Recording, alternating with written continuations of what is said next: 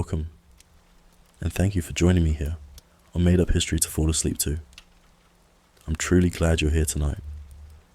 Whether you're cozy in bed, or just letting your mind drift after a long day, this story is meant to carry you away into another world, somewhere strange, mythical, and quietly thrilling. If you enjoy this episode, I'd love for you to leave a comment sharing your own fantasy history combinations. It could be elves building the pyramids, or dragons hiding under Stonehenge. Whatever your imagination dreams up, I'll craft it into a bedtime story just for you. Now, tonight's tale takes us to the twilight of the Viking Age, an era of longships, war chants, and vast ambitions. But what if that age didn't end because of kings or conquests? What if it ended because something ancient rebelled? This is a story of a war few humans remember, waged in forests older than time, where trolls rose not to whisper, but to roar. Take a deep breath. Close your eyes. Let's begin. Long before the Vikings carved their names into stone and sailed across storm-swallowed seas, the trolls ruled the wilderness. They were not mere beasts. They were creatures of ancient earth magic, bone-forged in glaciers, breath-born from mountain mist. Their language could shake the ground. Their blood, if spilled, turned trees to stone. And though they were rarely seen, they were always there, watching from the tree line, curled beneath the roots, listening to the hum of the land. For centuries, they lived apart from humankind, bound by the old accord, a pact of silence, distance, and mutual reverence. Humans would build only where the land permitted. They would leave offerings in the hollow trees, and in return, the trolls would not rise. But over time, men forgot. They grew louder, bolder, and hungrier. By the 10th century, the Vikings, raiders, explorers, empire builders, had begun to tear through the north with iron and fire. They burned deep into the forests, mining sacred rock and forging their gods from stolen stone. They dammed the rivers where troll children once bathed in moonlight. They built longhouses atop burial mounds and laughed when the winds howled back. The final insult came on the first day of high frost, in the shadow of the Black Peak. A clan of woodcutters, desperate for lumber to build a Jarl's new war fleet, felled the world fir, a tree older than memory, its roots coiled around an ancient troll shrine. With each strike of their axes, a tremor rippled through the mountains. Hraga the moss-backed felt it first. She had been sleeping beneath a glacier for 200 winters, her breath thick with lichen and silence. But when the roots snapped, her eyes opened. She rose from the ice with the slow might of an avalanche, frost clinging to her shoulders, her mossy braids cracking with hoarfrost. She sniffed the air, tasted the blood of the earth, and let out a growl that echoed through the bones of the north. It was time. The horn of the trolls was sounded, an impossible note that could only be heard in dreams and fear. Trolls across the north stirred. Stone-hide scouts awoke from riverbeds. Bonebreakers stomped through thawing valleys. Fire-touched shamans lit their caves with violet flame. They came from under mountains and over glaciers, drawn to one place, the ancient meeting ground of Skycrack, where ice and thunder met. Hraga stood before them, towering, ancient, eyes glowing with swamp light. At her side stood Grolt the Flame-Eyed, a younger troll with veins of magma and fists like carved anvils. He had long dreamed of war, but until now, the elders held him back. No longer. The old accord is broken, Hraga declared. Her voice cracked the frost beneath their feet. The humans have stolen our sacred lands, burned the breath of the forest, and slain the world fur. A chorus of growls, howls, and deep bellows filled the gorge. Grolt raised his fist. No more tricks. No more shadows. Let them feel what we are. Let their skies turn black. Let their stone walls fall to dust. This is not a warning. This is war. The trolls bellowed as one. At dawn, the rebellion began. The first strike came in Jarnheim, a proud Viking village known for shipbuilding. That morning the fjord turned to mist, and the tide pulled back unnaturally far. By midday, a roar echoed from the hills. Trolls, massive, armored in ice and ironwood, stormed down like living boulders. They shattered the docks with single blows. Their war chants bent the sails in the harbour. No human sword could cut them. No flame could stop them. The second blow came not with fists, but with magic. In the village of Dreivik, a priestess tried to bless her mead before a feast. Instead, the barrel exploded into vines. The ground beneath the Jarl's hall opened, swallowing the feast table whole. From the shadows rose shamans with glowing antlers, chanting curses in a language not spoken for 1,000 years. All across the north, the trolls rose, not quietly, not gently, but with the fury of a forgotten world. And the Vikings, for the first time in generations, felt fear. Smoke rose over the Northlands, not the smoke of conquest, but the heavy, bitter kind that signaled something deeper, something wrong. In the hall of King Einar Redtooth, warriors gathered in uneasy silence. They'd seen battles, storms, and sea beasts, but they had never fought creatures that turned the land itself against them. "We burn them," growled Thorsten the Wolfborn. "They may be large, but they bleed. If it bleeds, it dies." "But the land bleeds with them," whispered Ulf, an old seer with one eye and a face like withered bark. "This isn't a raid. It's the old world fighting back." King Einar stood slowly. He was not a man of myth, but he was not foolish.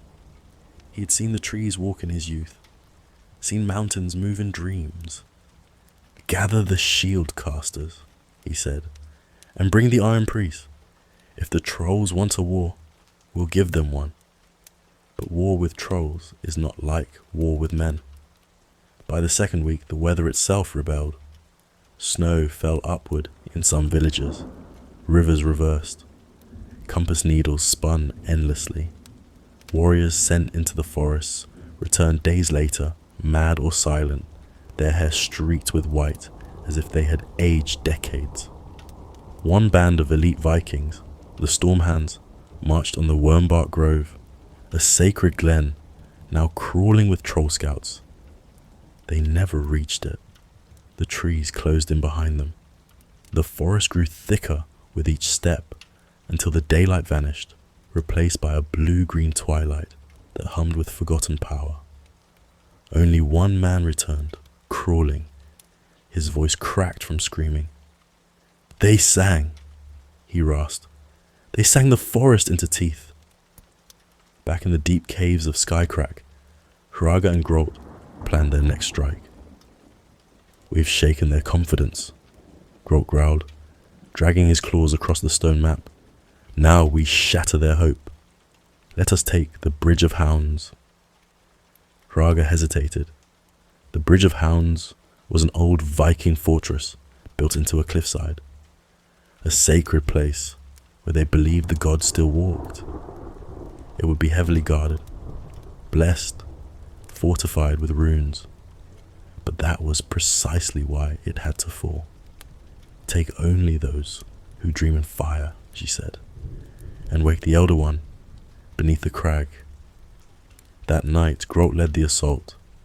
Troll berserkers charged from the mist, smashing through shields and stone alike. The Vikings lit their runes, called down lightning, but the trolls were old, and the runes no longer listened. Then from beneath the fortress came the roar of something far older than flame. An elder troll, Grendel, the deep-bellied, dragged himself from the mountain, covered in stone plates and crowned with stag antlers grown from his own skull. He bellowed a note so low it shattered every lantern and cup in the fortress. The walls cracked, the bridge groaned, and with one final push, the trolls cast the sacred fortress into the fjord. It sank like a dying god. Word spread fast. In distant mead halls, warriors spoke of troll armies forming from moss and root, of spirits in the storm, of a war no steel could win. And in all of it, no humans realized what the trolls truly wanted. This wasn't just vengeance, it was reclamation. Back in Skycrack, Hraga stood before a stone circle lit by blue flame. Around her, the shamans chanted the names of places long erased from maps. She was not just waging a war, she was unearthing a world. The time of humans is brief, she spoke to the fire. The time of stone endures. From the shadows emerged a younger troll, Thurn, born of both moss and ember. He looked to Hraga with uncertain eyes. What comes after we win? Hraga didn't answer right away. Her gaze turned northward to the glaciers melting beneath human fires. We bury their gods. We wake ours. And far to the south, King Einar summoned his final plan. He would sail to the Root Isles, an archipelago said to be the trolls' birthplace, and strike at their heart. He called it the Dawn Raid. 1,000 ships, 10,000 warriors, every spell and rune they had. It would either end the rebellion or drown the world trying. But trolls are not beaten with numbers. They are beaten with understanding. And no Viking had yet dared to listen. The ships cut through the fog like blades, their prows sharp with dragon heads and teeth carved from whalebone. King Einar stood at the helm of his flagship, the Oathbreaker, his cloak snapping in the salt wind, his eyes fixed on the horizon. Around him, 1,000 longships moved silently toward the Root Isles, their oars pulling in eerie unison. This was it, the final strike. The Iron Priests had spent weeks casting runes into their hulls, soaking the sails in blood rituals and wind magic. Beneath the decks, caged spirits moaned in whisper jars, ready to be unleashed. The king would not lose. And yet, the further they sailed, the stranger the sea became. The sun no longer rose the same way. Stars blinked and rearranged. Some crews swore they saw mountains floating upside down in the sky. Others heard trees growing underwater. The world was folding in on itself, responding to the wound the war had opened. At last, the Root Isles came into view. From above, they looked like claw marks in the sea. 5 jagged islands of moss, stone and mist. No humans had set foot there in centuries. No birds flew above them. No gods were worshipped there anymore. But trolls waited. Grolt stood at the shore, surrounded by the stone god, his most hardened warriors, their skin etched with living glyphs, their eyes glowing with molten fury. They had been preparing since the first axe bit the world fur. And now, they would hold their sacred birthplace at any cost. Hraga did not join them. She remained in Skycrack, deep in trance, speaking with something older than even trolls. Something buried, something waking. The first Viking boots hit the sand. Shields clashed. War cries rose. And the island answered. The cliffs moved. Trolls burst from stone like seeds from pods, flinging boulders, singing war spells that turned fire to mud. The roots themselves snared ankles and dragged warriors into the earth. No matter how many fell, more trolls emerged, carved from bark, shadow, snow. Still, King Einar pressed on, cutting through troll flesh with his great axe, Wind Howler, a blade blessed by 9 priests and sharpened on Dragonfang.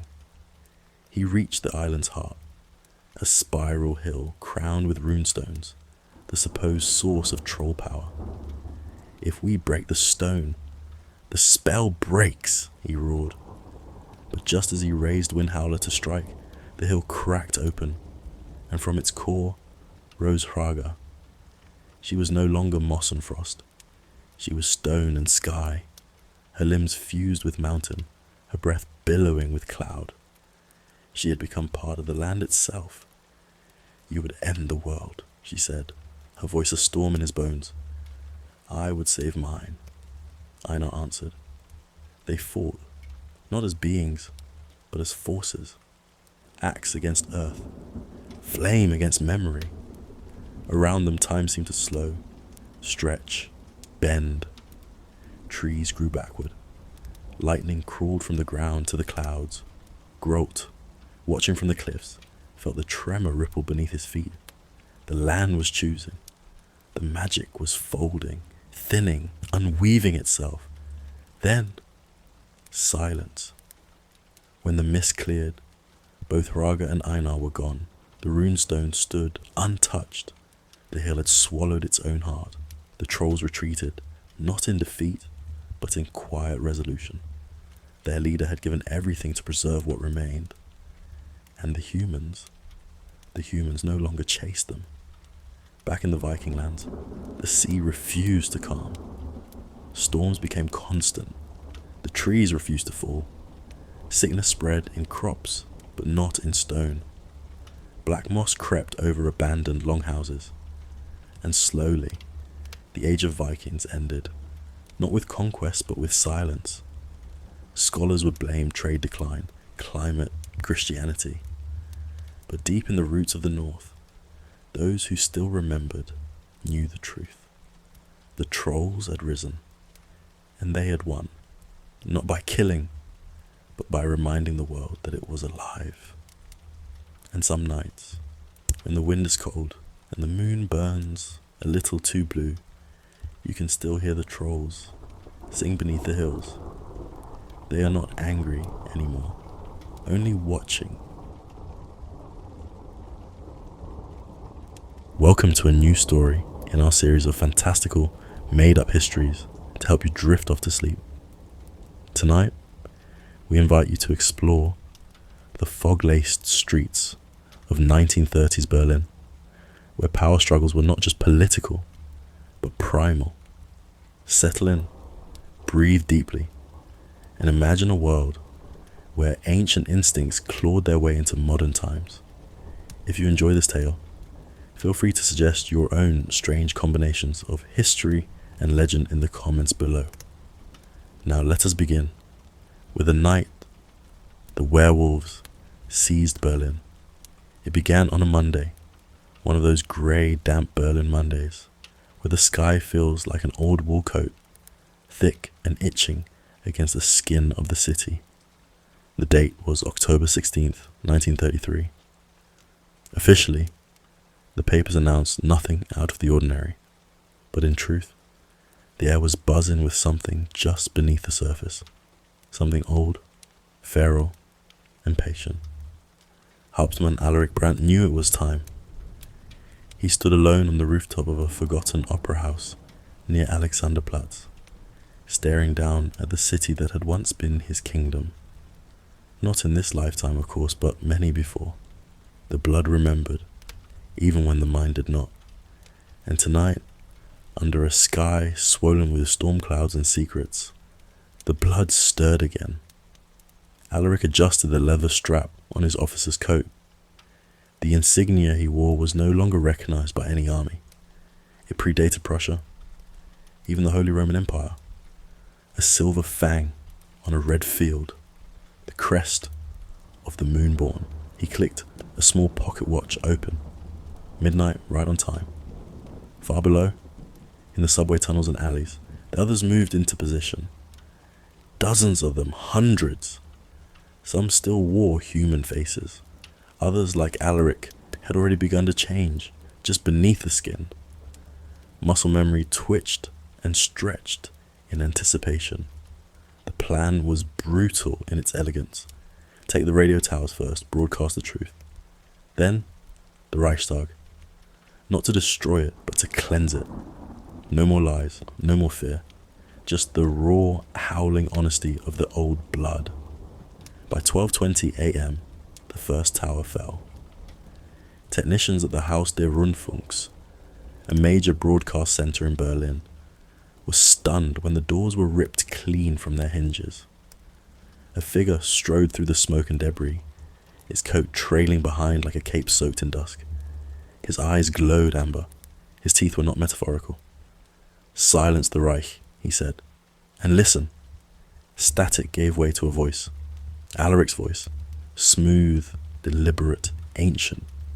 To the people of Berlin, you are not dreaming. This is not a prank. This is not propaganda. We are the Moonborn. We have walked your forests since before you named them. And tonight, we reclaim what is ours. Panic spread, of course.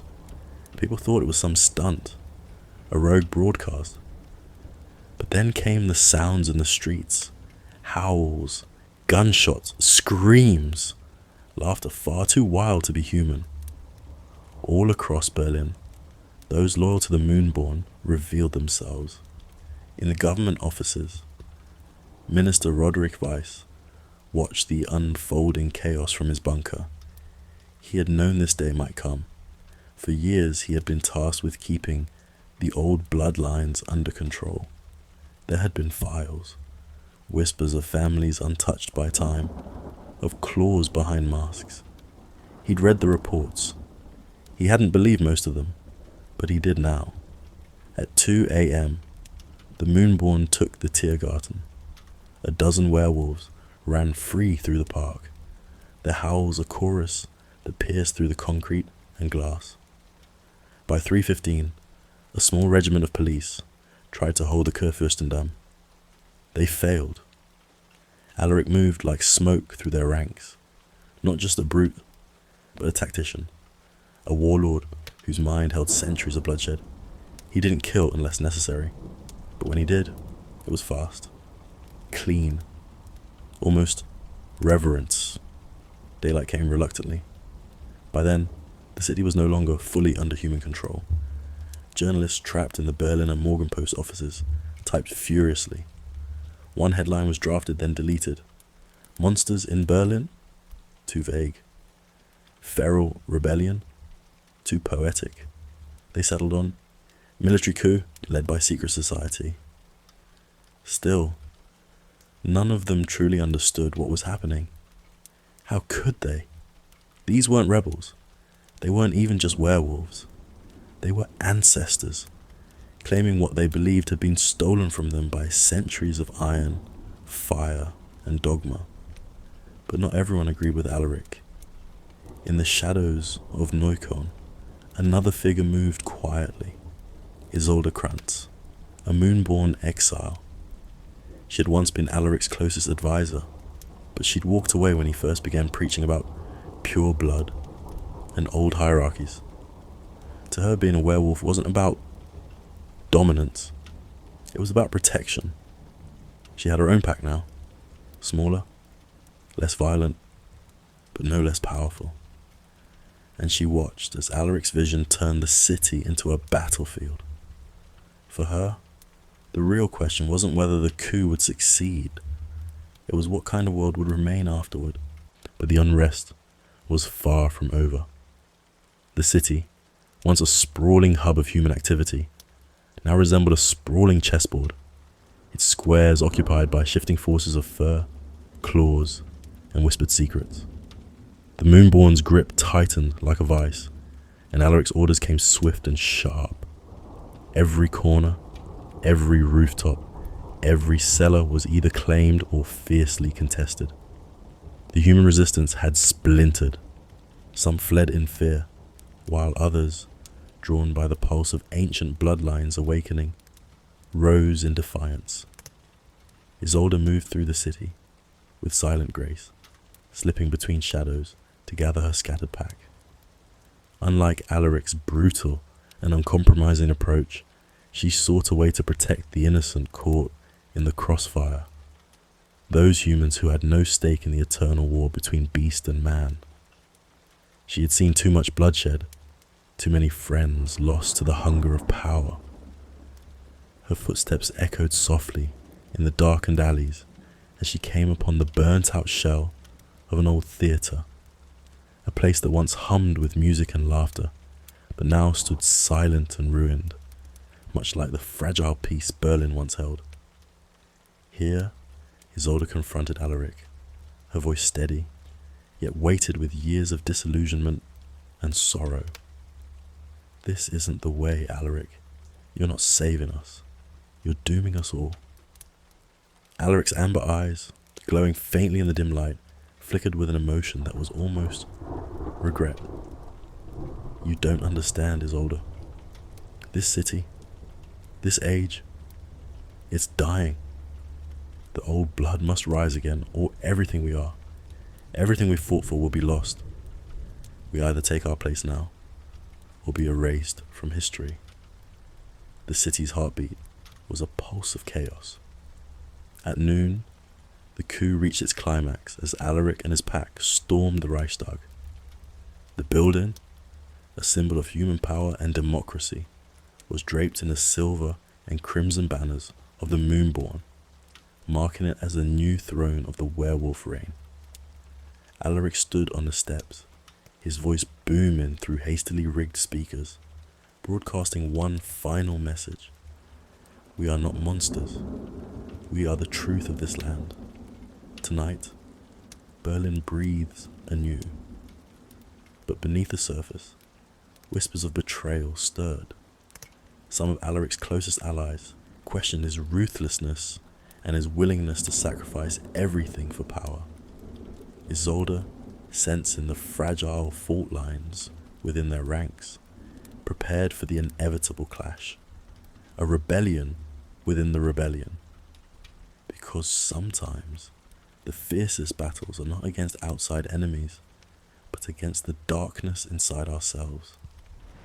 As night fell on day 3, Berlin's fate hung in a delicate balance between shadow and dawn. The werewolf coup had changed everything, but would it be the beginning of a new era, or the end of all that remained human? It was hours after Alaric's declaration that the fractures in the Moonborn ranks became impossible to ignore. Isolde, with a few loyalists by her side, quietly planned to challenge the violent path he'd chosen. She moved through the shadows like a whisper, rallying those who longed for peace between beast and human, hoping to avoid a war that would leave nothing but ash. But Alaric's grip was tightening, and the city was turning into a battleground where the line between ally and enemy blurred with each passing moment. The werewolf coup was far from over, and Berlin held its breath.